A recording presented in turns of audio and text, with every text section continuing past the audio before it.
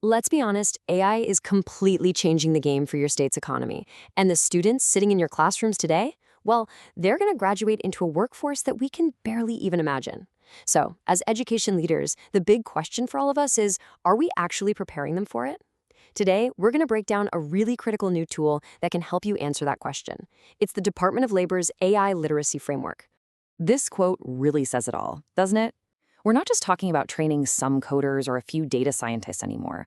What the Department of Labor is signaling here is huge. It's a major shift. AI literacy is on its way to becoming a universal skill, just as fundamental as reading or basic math for any student who wants to build a successful career. For you and your state education systems, the message is crystal clear, and honestly, the stakes could not be higher. Okay, here's our game plan. First, we'll touch on the new economic reality that's driving all this. Then, we'll get super clear on the official definition of AI literacy. After that, we'll dive right into the framework itself. And most importantly, we're going to translate all of that into a practical guide just for you, as educators, and then lay out some clear next steps. So, let's jump right in. All right, so first things first, let's talk about the why. Why this framework? And why now? To really get it, you have to see this not just as some document that appeared out of nowhere, but as the capstone of a major, coordinated federal push to keep the American workforce ahead of the curve. I mean, just look at this timeline. This isn't a one-off thing. This shows you just how serious the federal government is about this. You've got a White House executive order, guidance on funding, and now this framework. The message is being sent loud and clear. This is a national priority. And for you at the state level, this kind of alignment is a huge opportunity to tap into resources and build programs that have strong federal backing.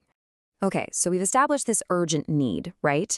The next logical step then is to make sure we're all speaking the same language. I mean, what exactly is it that we're trying to teach here? That's the problem this official federal guidance on AI literacy sets out to solve. And here it is. This is the official definition. Now, the two most important words on this slide are use and evaluate. This distinction is absolutely crucial. See, AI literacy isn't just about knowing how to use a tool. It's about having the critical thinking skills to judge its output. Any student can type a question into a chatbot and get an answer. That's the easy part. Our job is to teach them how to question that answer. That's the real competency we're aiming for. The framework also makes another really key distinction between literacy and proficiency. Think of it this way. Literacy is the baseline. It's the essential starting point that everyone needs. Proficiency, or fluency, that's the deeper, more specialized stuff someone might need for a specific career path. For your work, the goal is universal AI literacy for every single student. So that's the theory, but how do we actually do this? How does this definition become something real inside your schools? Well, that's where the framework itself comes in. And it's so important to think of this not as a rigid rulebook, but as a practical blueprint you can use to design curricula and programs right there in your state.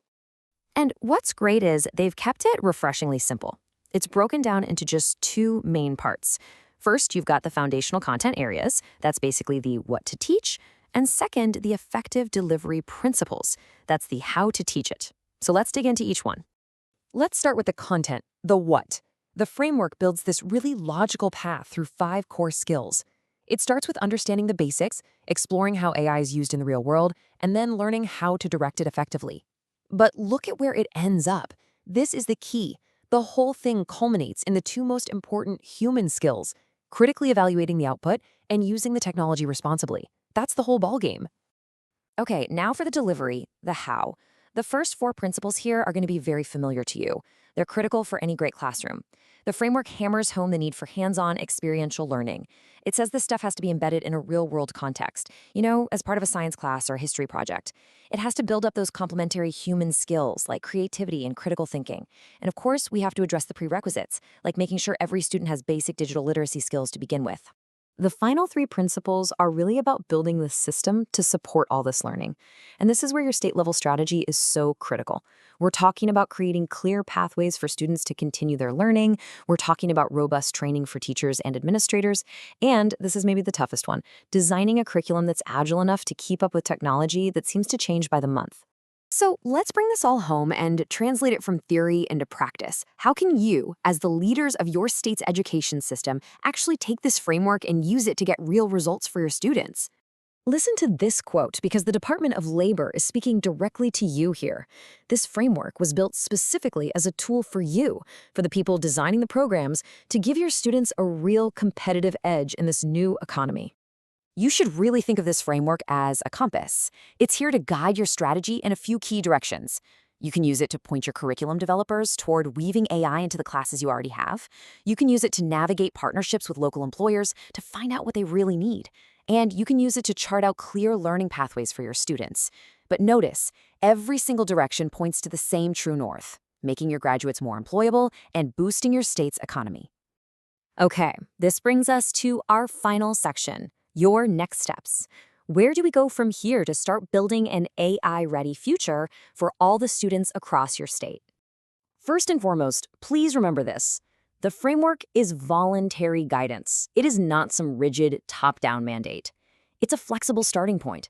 It's a toolbox. It's designed to be adapted to the unique needs of your schools, your districts, and your local industries. It's a resource meant to empower you, not to constrain you. So we end right where we began. The AI-driven world isn't coming, it's already here. This framework gives you a national blueprint, but the real work, the hard work, that happens at the state level. That happens with you.